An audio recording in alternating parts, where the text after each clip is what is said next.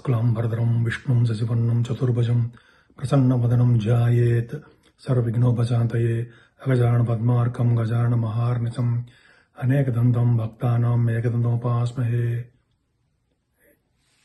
ఈరోజు మనం సెప్టెంబర్ 1 తారీఖు నుంచి 31 తారీఖు వరకు కూడా 12 రాశుల వాళ్ళకి ఎలా ఉండబోతుందో ఇప్పుడు మనం తెలుసుకుందాం.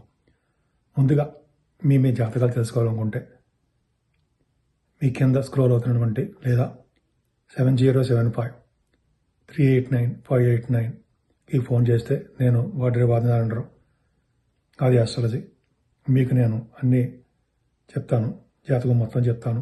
అలా అంతేకాకుండా ముహూర్తాలు కూడా నేను పెడుతూ ఉంటాను. ధనుర్రాశి వాళ్ళకి ఈ నెల మొత్తం చాలా బాగుంది. ముఖ్యంగా ధనుర్రాశి వాళ్ళని మీ రాశినే కుజుడు చూడడం వల్ల మంచి ఫలితాలు పొందుతారండి, అంత డౌటే లేదు. పైగా ద్వితీయ భావాన్ని కూడా గురుడు చూస్తున్నాడు. సంపదలు మీకు రావడానికి ఎక్కువ అవకాశం ఉన్నాయి. ఉండి బాకీలు కానీ లేకపోతే మీకు రాసినటువంటి ఏరియర్స్ అంటారా అవి కానీ ఏ విధంగా సరే మీకు డబ్బులు వస్తాయండి. మీ ప్రొఫెషనల్ ద్వారా మీకు వృత్తి ద్వారా డబ్బులు సంపాదించుకుంటారు. మీరు గాయకులు కూడా అయ్యారు. పాటలు పాడడం ద్వారా మీరు ధన సంపాదన చేసుకుంటారు. పాటలు పాడడం కోసము, మీ ప్రోగ్రామ్స్ ఇవ్వడం కోసము మీరు భవిష్యత్తులో అంటే ఈ సెప్టెంబర్ నెలలో మీరు విదేశాలు వెళ్ళబోతున్నారు. 3rd వీక్ అండ్ 4th వీక్లో జరగబోతుంది మీకు అది. అంతేకాకుండా 3rd భావంలో చేరున్నాడు కాబట్టి చక్కటి ధైర్యంగా ఉంటారు, తెలివితేటలుగా ఉంటారు. మీ చెల్లెళ్ళకి చాలా బాగుంటుంది.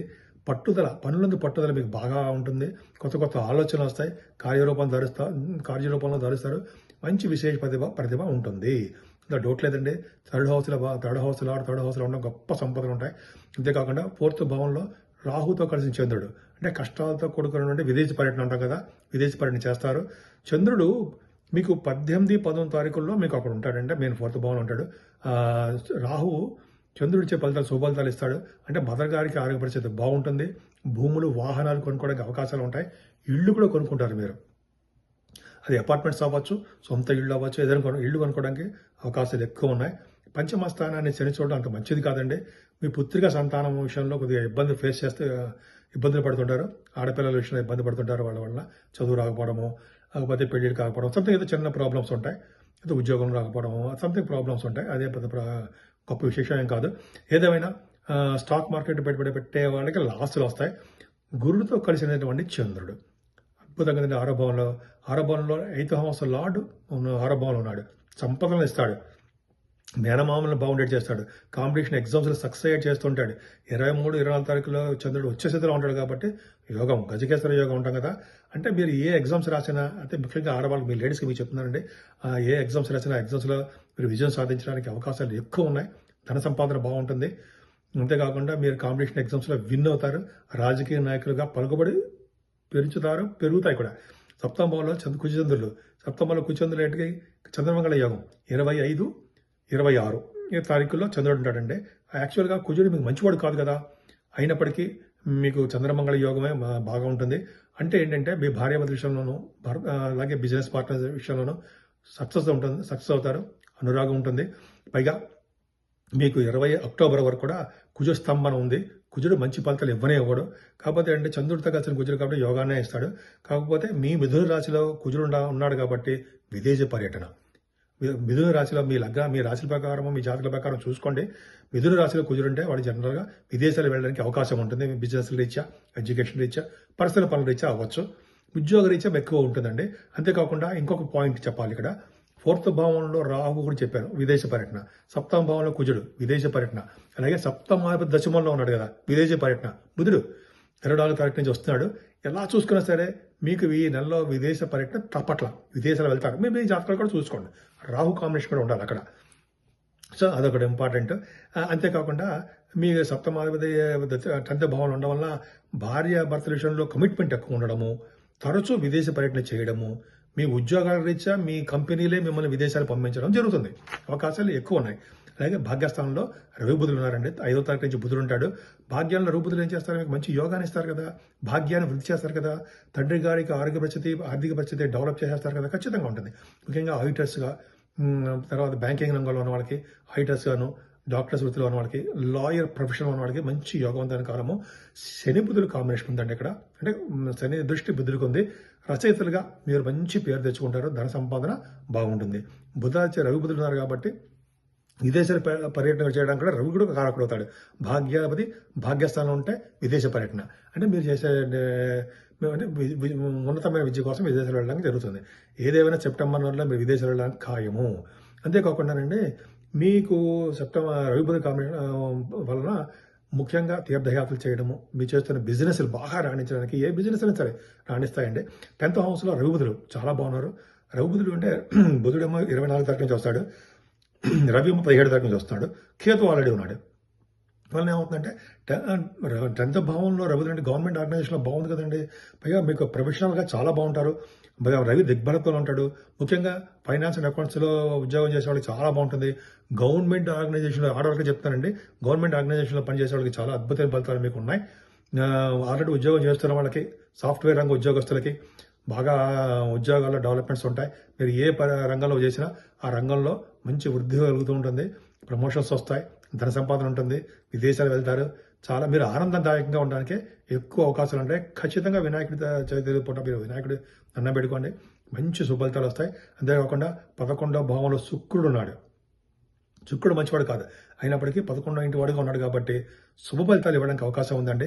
ముఖ్యంగా సినిమా రంగంలో ఉన్న వాళ్ళకి, టెలివిజన్ రంగంలో ఉన్న వాళ్ళకి, కళారంగంలో ఉన్న వాళ్ళకి, సంగీత సాహిత్య నృత్య కళాకారులకి చాలా బాగుంటుంది. యోగవంతమైన కాలం అని చెప్పచ్చు, అద్భుతమైన కాలము. ఏదేమైనా మీరు పూజించవలసిన దేవుడు సుబ్రహ్మణ్యుడు. సుబ్రహ్మణ్య స్వామి ఆరాధన చేయడం వల్ల మరింత విశేషమైన శుభఫలితాలు పొందడమే కాకుండా విదేశీ పర్యటన కూడా చేస్తారనడంలో సందేహం లేదు. ముఖ్యంగా రియల్ ఎస్టేట్ రంగంలో ఉన్న వాళ్ళకి, సాఫ్ట్వేర్ రంగ ఉద్యోగస్తులకి మంచి శుభఫలితాలు ఈ నెల మొత్తం ఉన్నాయి. ఈ నెలలో మనం పూజించవలసిన దేవుడు అంటే 12 రాశుల వాళ్ళకి, మేషరాశి నుంచి మీనరాశి వరకు కూడా పూజించవలసిన దేవుడు వినాయకుడు అండి. ఈ సెప్టెంబర్ నెలలో మనకి వినాయక చవితి వస్తుంది 7వ తారీఖుని. కొన్ని కంట్రీస్లో, అమెరికా వంటి దేశాల్లో 6వ తారీఖున వస్తుంది. ఇండియాలో 7వ తారీఖుని శనివారం నాడు చేసుకుంటాము. వినాయకుడిని పూజించడము, ఆరాధించడము, అలాగే సమంతకమణి కథ చదివిన తర్వాత అక్షంతలు కూడా తల మీద వేసుకోవడం వలన ఆ రోజుని మీకు తెలిసిందే ఉందండి, చంద్రుని చూడడం వలన వచ్చే దోషము, నీలాపనిందలు అన్నీ తొలగిపోతాయి అని శ్రీకృష్ణ భగవానుడే మనకి ఈ కథలో కూడా చెప్పారు ఆయన. సో మనం తప్పకుండా చేద్దాము, వినాయకుడిని ఆరాధన చేసుకుందాము. అలాగే 9వ తారీఖుని స్కంద షష్ఠి, సూర్య షష్ఠి అని వస్తుందండి. అంటే సూర్య షష్ఠి అంటే సూర్య భగవానుడికి ఇష్టమైన రోజు ఆ రోజు. అంతేకాకుండా సుబ్రహ్మణ్య స్వామి, వీరిద్దరిని పూజించడం వలన చాలా మంచి ఫలితాలు ఉంటాయి. అన్ని రాసుల వాళ్ళు కూడా ఈ పూజించాలి. ముఖ్యంగా సూర్య భగవాన్ ఆరాధన చాలా చాలా మంచిదండి. అది అద్భుతమైన ఫలితాలు మనకి తప్పకుండా ఉంటాయన్నమాట. సూర్య భగవాన్ని ఆరాధించడము, ఆ రోజు మనకి సూర్య భగవానికి ఆదిత్య హృదయం చేయడం వల్ల కూడా చాలా మంచి ఫలితాలు ఉంటాయి. ఆదిత్య హృదయం, సూర్య భగవానుడు నమస్కార పీరియడ్ కదండి, ఆయన నమస్కారం చేయడం వల్ల మంచి ఫలితాలు ఉంటాయి. అంతేకాకుండా చక్కటి ఆరోగ్యాన్ని, ఐశ్వర్యాన్ని ప్రసాదించేవాడు సూర్య భగవానుడు మాత్రమే అంటే సూర్య భగవానుడు ఇస్తాడండి. అంతేకాకుండా సుబ్రహ్మణ్య స్వామి ఆరాధన చేయడం వల్ల ఈ రోజు కూడా అంటే సుబ్రహ్మణ్య స్వామిని అలాగే సేమ్ సూర్య భగవాన్ ఆరాధన చేయడం వల్ల చాలా మంచిది. ముఖ్యంగా సుబ్రహ్మణ్య స్వామి ఆరాధన ఏంటంటే ఆయనని ఆరాధించడం వల్ల, అంటే కళ్యాణం చేయించడం కానీ, లేకపోతే సుబ్రహ్మణ్య స్వామికి పూజలు చేయించడం కానీ, పూటలో పాలు పోయడం కానీ, ఇవన్నీ ఉంటాయి కదా. అలా చేయడం వల్ల పెళ్లి కాని వాళ్ళకి పెళ్లి అవ్వడము, సంతాన భాగ్యం కలగడము, భార్యాభర్తల యొక్క అనురాగం పెరగడం తెలియదే ఉందండి. సుబ్రహ్మణ్య స్వామి ఆరాధన చేసి ఎంతో అద్భుతమైన ఫలితాలు ఉంటాయని ఒకే రోజు రావడం సూర్య భగవానుడిది, అలాగే మన సుబ్రహ్మణ్య స్వామి షష్ఠి రావడం చాలా అద్భుతం అండి. ఈ రోజు వీలుంటే ఉపవాసం ఉండండి. ఉపవాసం అంటే పొద్దున టిఫిన్ చేయొచ్చు, భోజనం చేయొచ్చు, రాత్రికి మాత్రం భోజనం చేయకుండా పిండి పులిహారం ఏదో చేసి తింటే చాలా మంచి ఫలితాలు వస్తాయి. వినాయకుడి ఆరాధన చాలా అద్భుతమైన ఫలితాలు ఉంటాయి. సూర్య షష్ఠి, స్కంద షష్ఠి అద్భుతమైన ఫలితాలు. అలాగే ఈ నెల 18వ తారీఖున అండి మహాలయ పక్షాలు వస్తున్నాయి. మహాలయ పక్షాలు చాలా పవర్ఫుల్ కదా. అంటే పితృదేవతల్ని మనకి చాలా సంతృప్తి పరిచే రోజు అనమాట. మనం అంటే అందరూ కాదండి, తల్లిదండ్రులు లేని వాళ్ళు చేస్తారు ఇదంతా కూడా. పిండ ప్రదానం చేయడము, అలాగే దానాలు చేయడము. ఈ రోజు అంటే 15 రోజులు ఉంటుంది ఈ మహాలయ పక్షాలని. అలా చేయడం వల్ల ఏమవుతుందంటే పితృదేవత సంతోషిస్తారు. ఈ సంతోషించడం వల్ల ఏమవుతుందంటే మనకి వంశం వృద్ధి అవుతుందండి. గోత్రం వృద్ధి అవ్వడము, వంశ వృద్ధి అవ్వడం ఉంటాం కదా, ఈ వృద్ధి అవుతుంటుంది. దానాలు, పండితులకి దానాలు ఇవ్వడము, బట్టలు సమర్పించడం వల్ల అద్భుతమైన ఫలితాలు ఉంటాయండి. అందుకని చూడండి, ఈ నెల మొత్తం కూడా మన పెద్దల్ని ఆరాధించాలని చెప్పి నెల మొత్తం కూడా పెట్టారు. అందుకని పెళ్లిళ్ళు అవి చెయ్యం కదా, కార్యక్రమాలు శుభకార్యాలు చెయ్యం నెల మొత్తం కూడా. కాబట్టి మనం ఈ మహాలయ పక్షాల్లో పితృదేవతలను పూజించి తర్పణాలు, దానాలు, పిండ ప్రదానాలు ఉంటాయి కదా. తల్లిదండ్రులు లేనివాడు సుమా నేను చెప్పేది, ఎవరో ఒకరు ఉన్న వాళ్ళకి చేస్తే మంచిది.